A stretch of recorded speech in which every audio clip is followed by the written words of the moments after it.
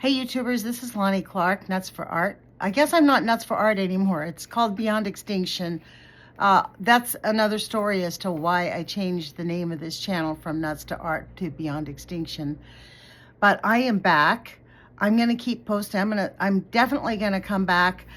I am going to read this book to people, Black Like Me, in light of the brazen Proud Boys marching on Washington, D.C., the increase in white supremacy, open white supremacy in this country. It is gravely disappointing that we're not past that. But in fact, the oligarchy, the reason that we're in this place right now, and people were brainwashed enough to ignore the fact that Trump is frankly going to destroy our economy, our country, our reputation. The day that Donald Trump was elected, I had a radio show and I ranted for that hour. I didn't have a guest.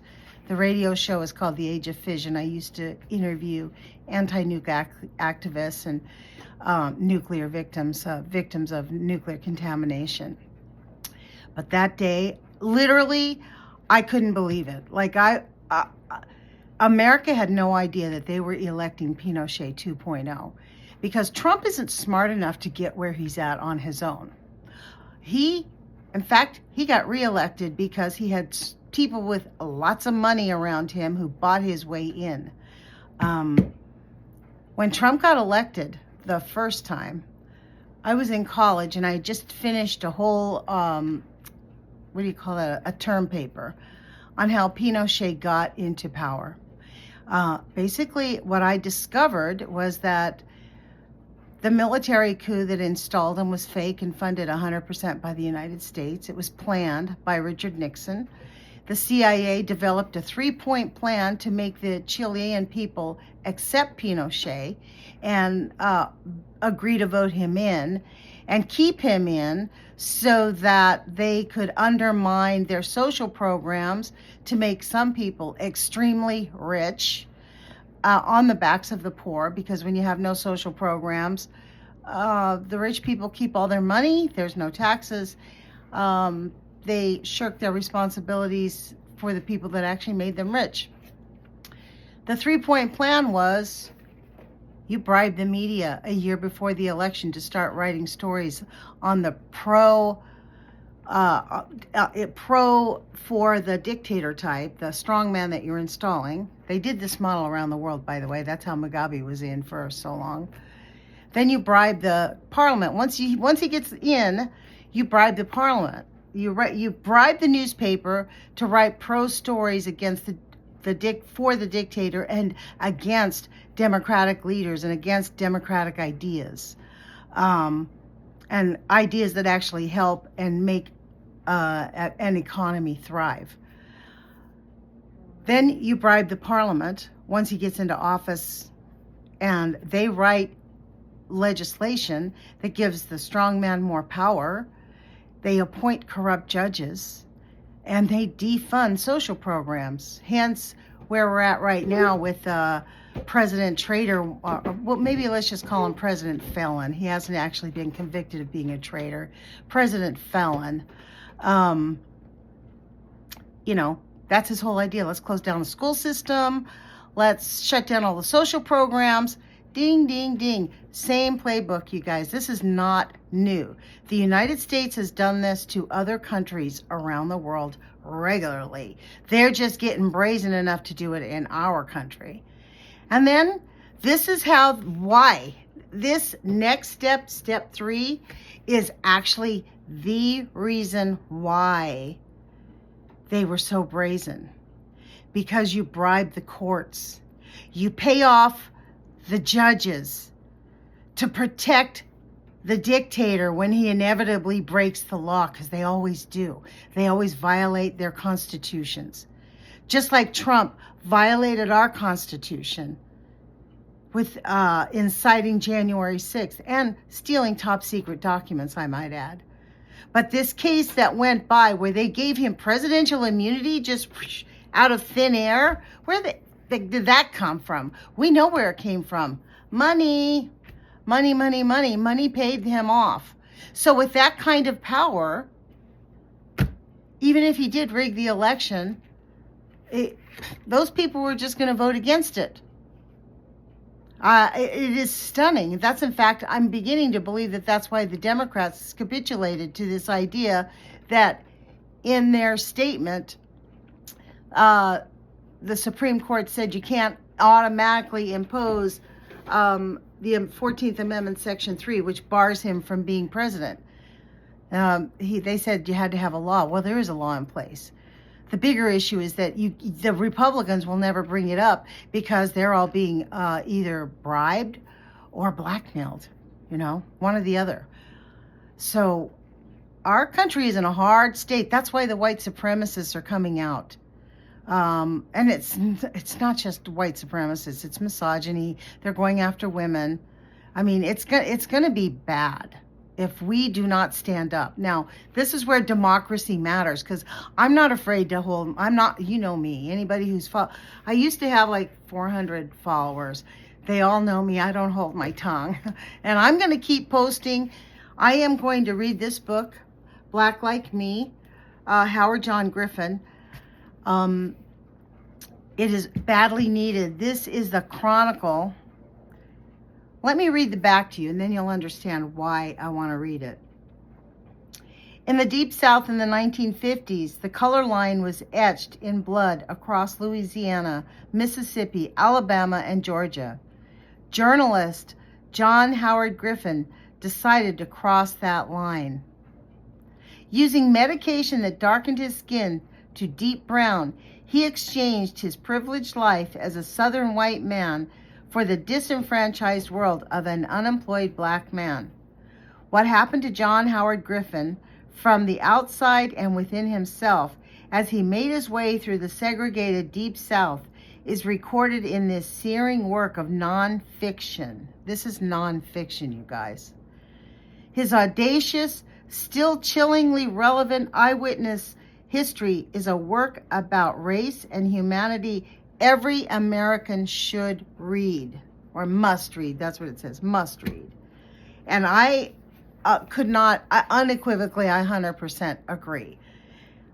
The reason I'm reading this book is the other night I was in a chat. I subscribed to a channel called Black Unity, and we were in a chat. And I mentioned this book, and some lady, obviously a white lady like me, just by the way she was talking and referring to the book, she said, "Oh yeah, I saw that movie." And I'm like, "Yeah, but the book is way better. You should read the book." Got no response, because you know why? Americans do not read. This is why I read several books on my channel 10 years ago. I was reading books on this channel 10 years ago. I think I read Population Control Through Nuclear Contamination. I read a ton of scientific studies. Actually, right after Fukushima, you know what I found that I read that was really stunning, and it was way over my head at the time that I first read it? It was a scientific journal. It was a scientific paper of 6 nuclear scientists who actually had put into the practice the IAEA's, the International Atomic Energy Agency, the IAEA's manual for safety. It was written in the 50s and had never been tested. So after Fukushima, they decided that they were going to test it. That's another whole story, but needless to say, nuclear power plants are probably not very safe because they failed at least 50% of the time, more than 50% of the time. So anyways, that's another story, but I really am going to read this book because we need to end the plague of white supremacy on this planet.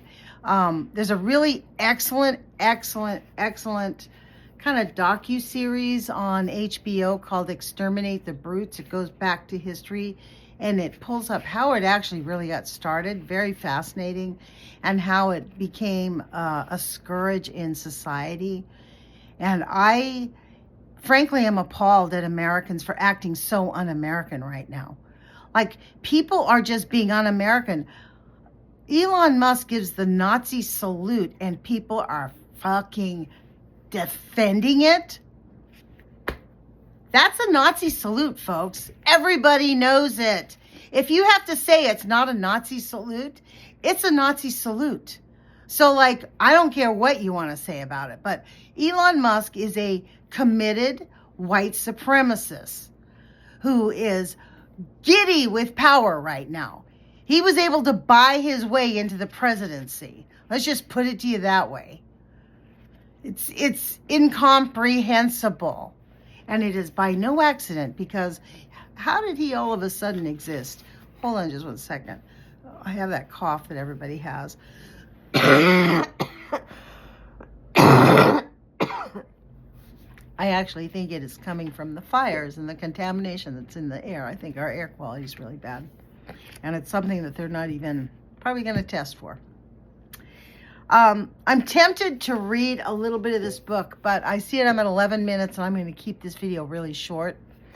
I'm just going to read through it. And you know me, I'll read 15, 20 minutes at a time, and we'll get through the book. It is the most compelling thing in the world.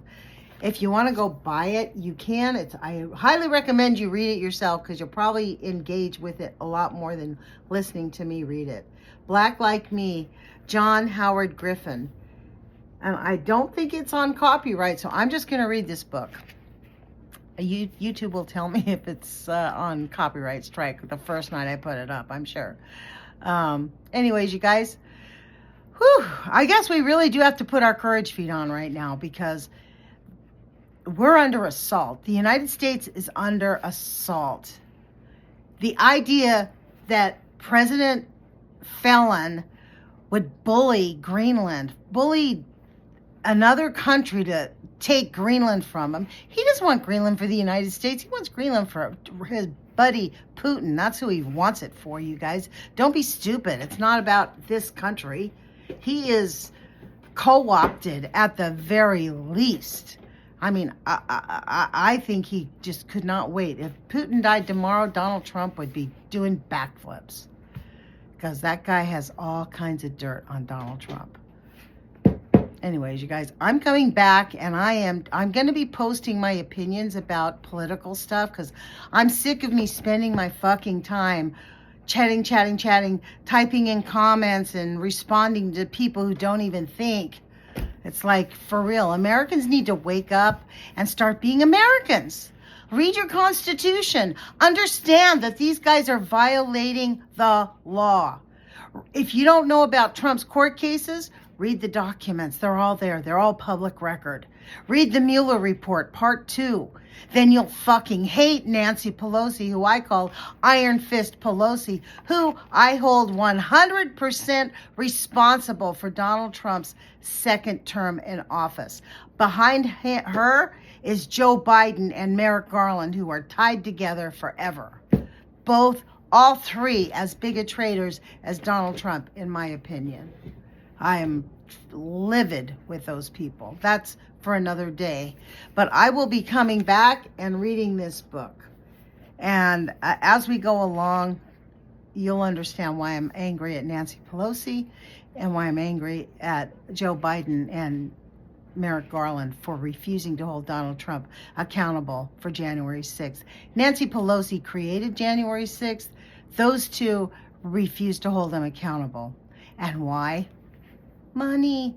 Don't tell me Joe Biden is not in on the coup. Like, I do not buy it for a second. If he cared about our democracy, he would have done something about January 6th. He said nothing. He was the president of the United States and left himself out of it. Oh, that's up to the DOJ. He's the president of the United States, and he watched the man who was actually a traitor to our country within a month of becoming a president. He brought the Russians into the Oval Office and kicked out the American stenographers. We heard about it because the Russians put it in their newspaper. Don't tell me that guy's not a fucking traitor. So, this, you guys, is exactly why I am back. Because I am sick of being silent about President Felon. Ciao, you guys. We shall overcome, and you cannot kill our democracy. You can't take democracy out of people's hearts. Ciao, you guys. See you soon, tomorrow.